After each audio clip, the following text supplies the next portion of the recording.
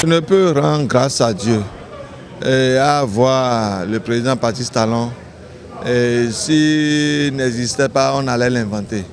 Parce que je vois d'abord, d'après toutes ces réformes, et notamment celles dans l'église du Christ Céleste, j'ai vu que c'est un envoyé de Dieu, tout simplement. N'eût été le chef de l'État, l'église du Christ Céleste aujourd'hui, sincèrement, les fidèles seront dispersés. Mais Dieu l'a inspiré. Peut-être notre fondateur, pasteur Samuel Bilo Joseph Oshofa, a déjà prédit pour dire que quelqu'un viendra unir les filles et fils de l'église du Christ Céleste. Aujourd'hui, le président Talon a fait tout possible pour rendre l'église du Christ Céleste une et indivisible.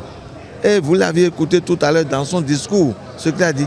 Il dit qu'il sera le messager de l'église, qui va parcourir tous les chefs de l'État du monde.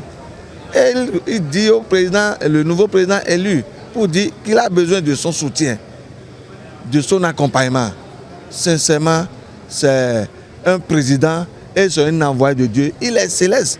Moi, je dis, non, ce n'est pas parce qu'il n'est pas en soutane, mais en le voyant, il est céleste parce qu'il a un objectif. Et il dit même ce qui est fait, même si ce n'est pas parfait, il faut continuer avec ça.